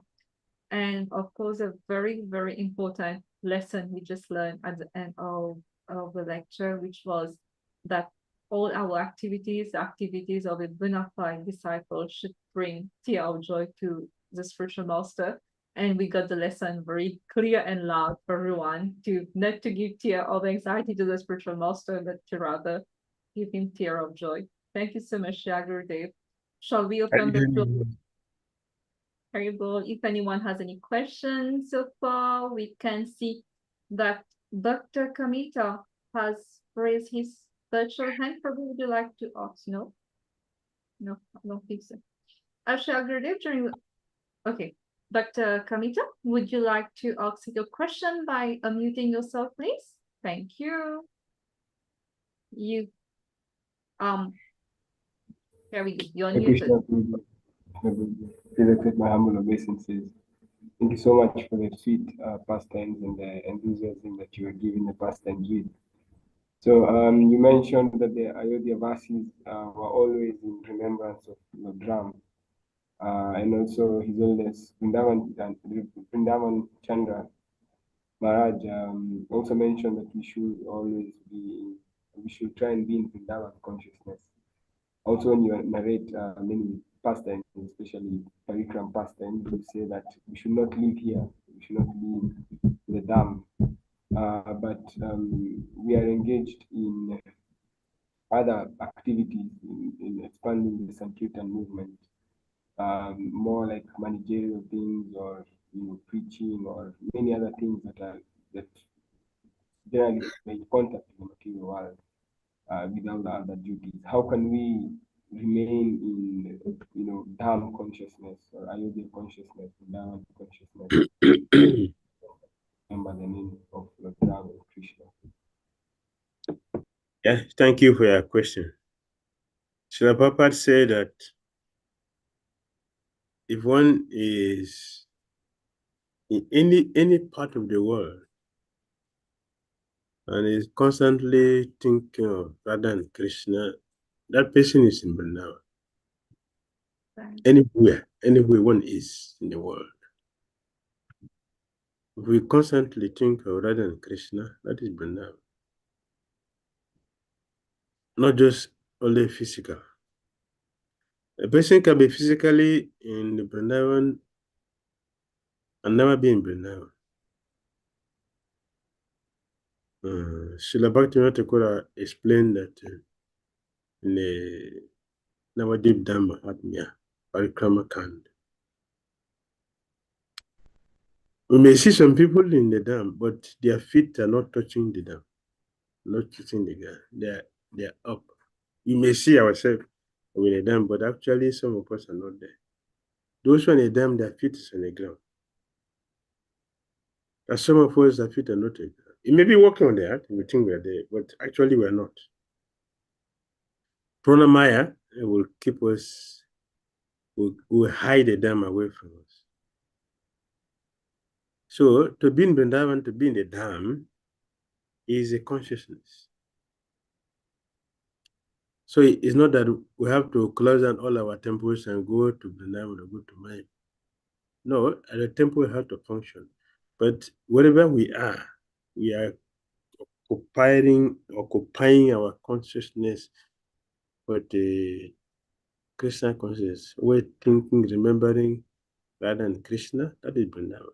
And we can do everything, all our activities in that consciousness.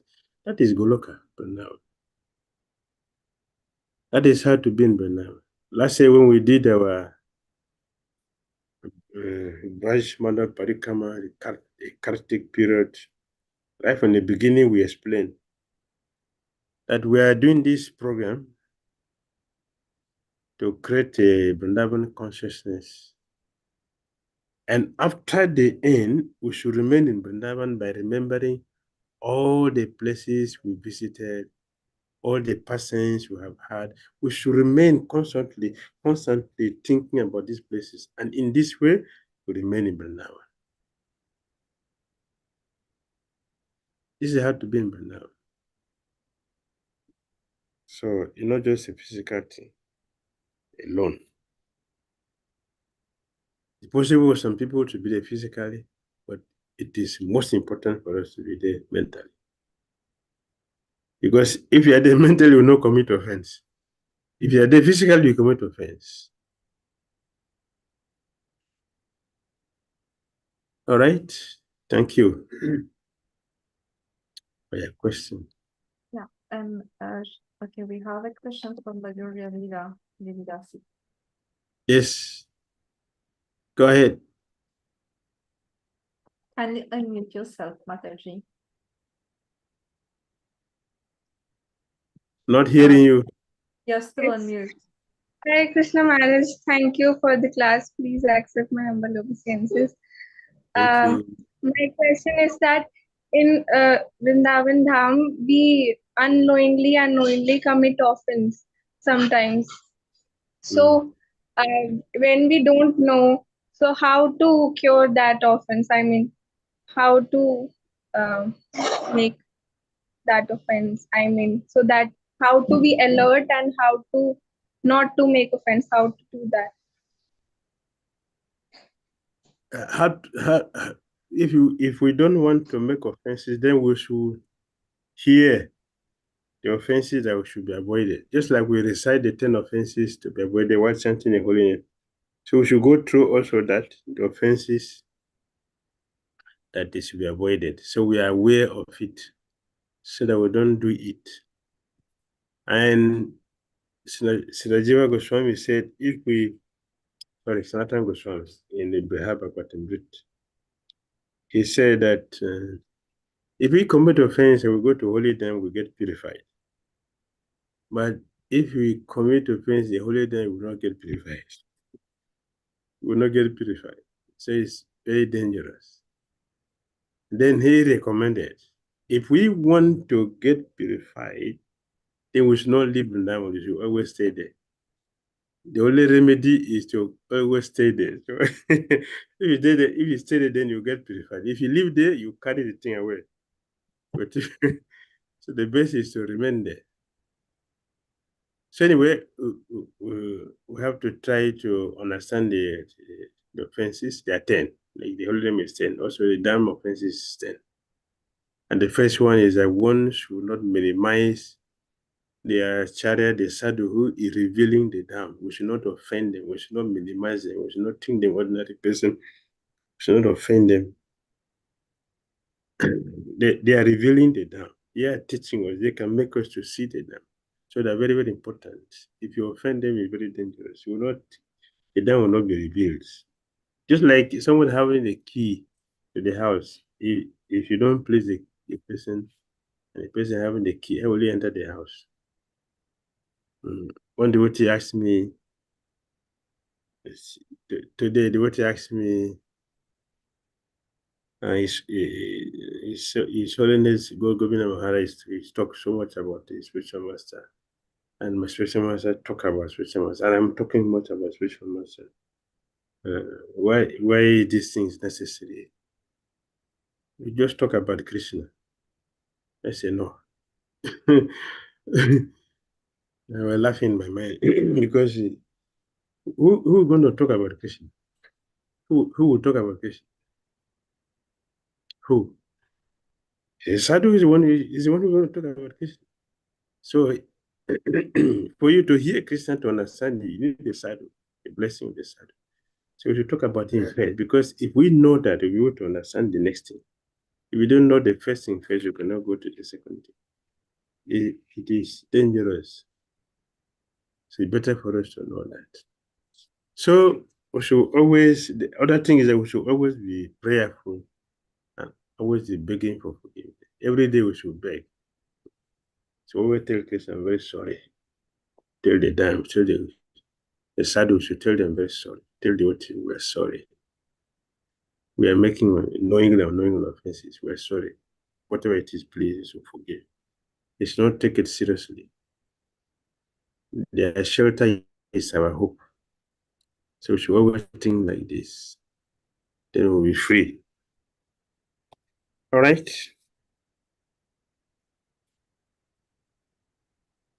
Hare Krishna. Hare Krishna, Shragudev. Do we have time for another question? Last question? Yes, no problem. This question is from Guna Mataji. Jai Gurudev, please accept my most humble obeisances unto your divine lotus feet, Lord Ram. Okay. The question is, Lord Ram and Lord Krishna displayed the role of kings and warriors. The Lord Pratarabradev, also was absorbed in prema, also displayed the role of a king. Also, Thakur Vinod displayed the activity of a very, very powerful governor, judging and punishing, although he was a Premika Parahamsa. How in current Vaishnava society and abroad can this Kshatriya Dharma be applied? What's the last part of the question? The last part of the question is, how in current Vaishnava society and abroad can the Kshatriya Dharma, the Dharma of Kshatriya, be applied? Incorrect. Incorrect? Where to apply Kshatriya Dharma? That was a question? Yes, Gurudev, that was a question. How to apply the Kshatriya Dharma? Okay.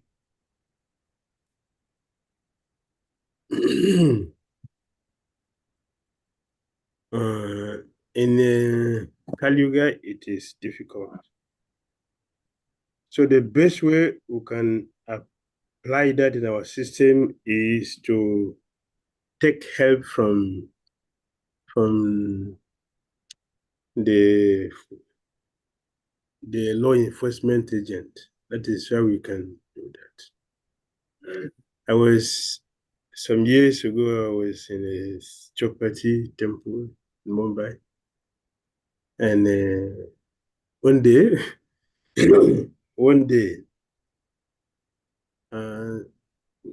one member, he misbehaved. So the temple commander was angry and he punched the devotee. And from that, he got a pain on his hand. When he told the temple president said, "I'm sorry, I will not take care of you," because that was not your duty. You'll have called the security. Why didn't you call the security? Why did you do that yourself? So you have to pay for that yourself. So it should have called the security. That is the duty of the security. They are employed to do that. So you are a Brahmana, you have no strength. And you point somebody, so the person's body is strong because he's stronger than you, because he has been doing something like that. Say his body is strong, and then you are a weak person, you punch him, so you're having pain. You take care of it so that you learn from it. So the point is that we should employ the security agent. So that's what we can apply first now. So we get the police to guide, to protect us. If something happens like that, so they will take care. So we don't have to do that ourselves. That's the way we can apply it now. Except you have to go and train some people to become a satellite. That will take a long time. The easiest way to do it now is to get a security agent to protect us. That is a duty. So they have the license to do that. All right. Hare Krishna. Hare Krishna. Thank you so much, Gurudev, for carrying us in this first time, and especially to take out this very valuable lesson and the knowledge that we require to be not only to know, but also to apply in our everyday life. We are so grateful to you. Thank you, Gurudev. Hare Hare, Hare Krishna. Dearest devotees, let us now move on to our next activity. So now we are very happy to present you all a drama which has been made by the devotees from Palghar in India, where the title is Kaikai and Mantra and Devastation by Disinformation. And this has been organized by wonderful devotees in India, which will be on your screen in a few minutes. Let us all cherish this wonderful drama prepared by the wonderful devotees. Hare Krishna.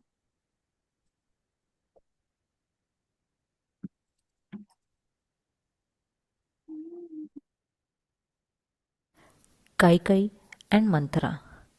Devastation by disinformation. The story unfolded in the city of Ayodhya.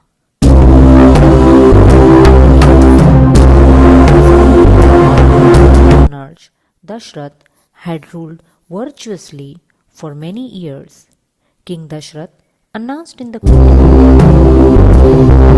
I have been taking care of this kingdom virtuously for so many years, and now I have grown old. I am inspired to transfer my power to a worthy successor, my son Ram. upon to this extended assemblies of various countries and leading citizens to seek your opinion.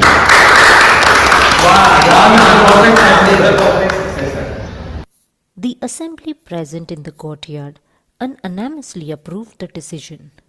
They resolved that the process of succession may begin from the next day itself.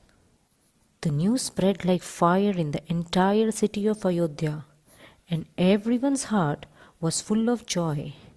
They all started running around and were busy doing preparations for the upcoming ceremony. Let's see, after getting the news, what was happening in the inner chambers of the palace of Queen Kaikeyi, Dashrath's youngest wife. Due to her beauty, Kaikeyi had become the king's favorite queen, displacing his senior-most queen, Kaushalya. Despite the inevitable tensions created by such a power shift, the overall family atmosphere remained cordial. Kaikeyi was in her dressing room, and Mantra, her elderly hunchback maid servant, walks inside. Due to her hunchback, she had sometimes been the butt of friendly teasing. Though the jokes hadn't been malicious, Mantra took those jokes bitterly.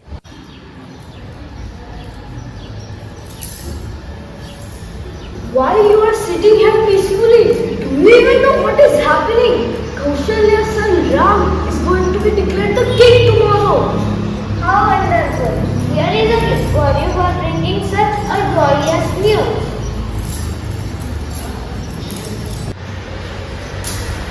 Though you are a daughter of a king, how can you be so lame? Don't you see? This is a scheme to deprive Bharata of power.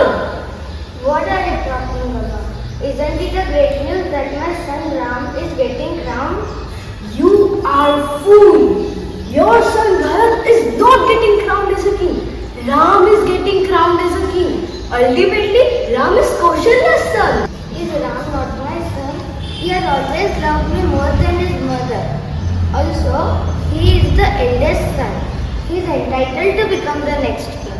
Maybe after him, Bharat will become the next king. Looks like you're gone mad in love to Ram. After Ram, his son will be the successor. Once the kingship passes to Kaushalya's son, it will never return to you. As Kaikeyi pondered her words, Mantra scooped down the unsuspecting queen. If everything had been above board, why the haste to perform this ceremony when Bharat is not here? Actually, Bharat's absence was simply just a situation. He was out of station when the king felt an inner call to retire and promptly acted on it. Moreover, Bharat, being the youngest son, had no claim to the throne. Such facts notwithstanding, Mantra sowed a seed of suspicion in Kaikeyi's heart.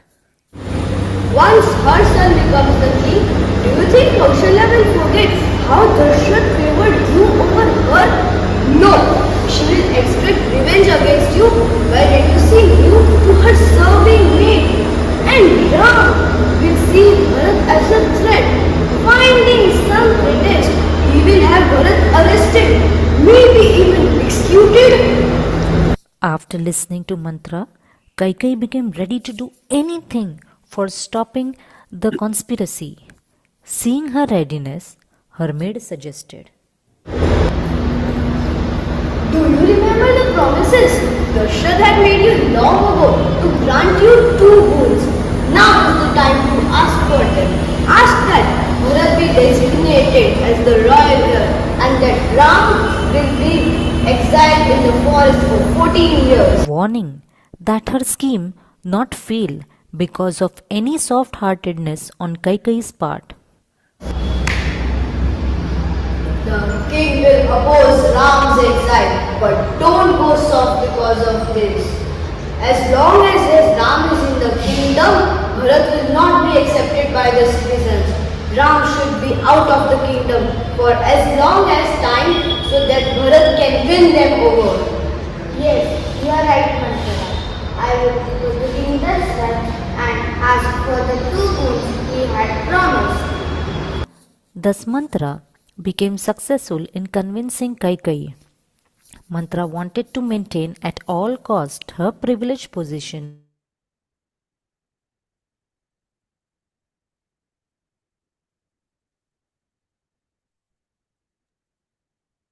Thank you, Krishna. All right, it was the end of the drama. So we would like to thank the devotees from Pargar, India. So asking Dashrath, we have Bhakta Shartak. As Kaikeyi, we had Bhakti here. As Mantra, we had Bhakti Nishta. We thank them so much for this wonderful drama, well explained on how Kaikeyi was misinformed and how the whole thing happened and Ram was sent on exile and for 14 years to be able to be banished from the royal hair. So thank you, dearest devotees, for your wonderful presentation.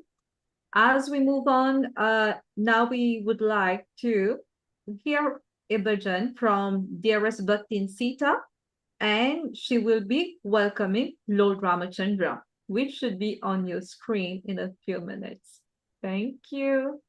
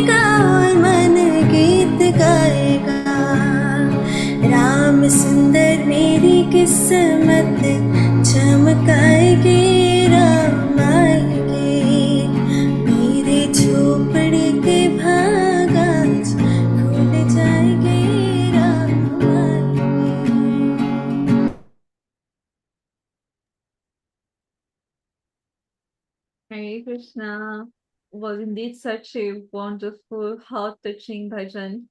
And so, yes, we are getting lots of heart indeed. Thank you very much, Bhakti and Sita, for doing this wonderful bhajan. And while listening to it, I was thinking in the same way that the people of Ayodhya has welcomed back Lord Rama, let us open our heart to welcome him and let him be the source of our meditation, his qualities, his form, his pastime, and let him be the object of our love. Thank you. Thank you so much, Bhakti Sita. Dearest devotees, we are reaching nearly toward the end of our session, and I'm sure you're all waiting to know who are the quiz winners.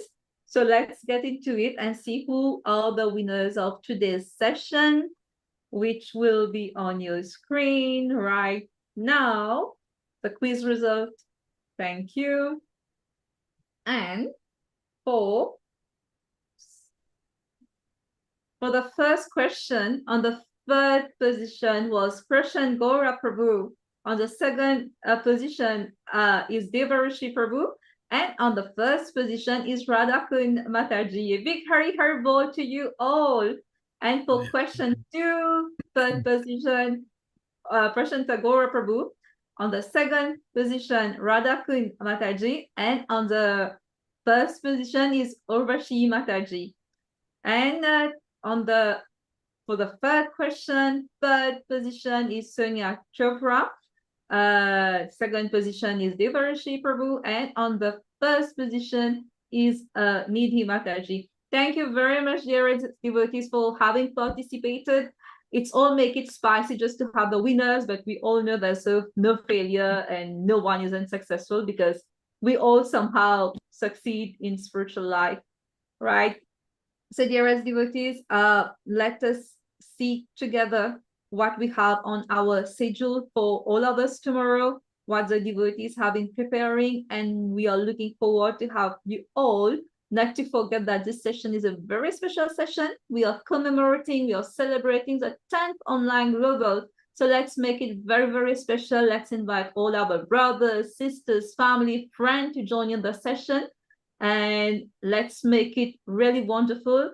And let's see what we have on store for tomorrow's session, which should be on your screen now.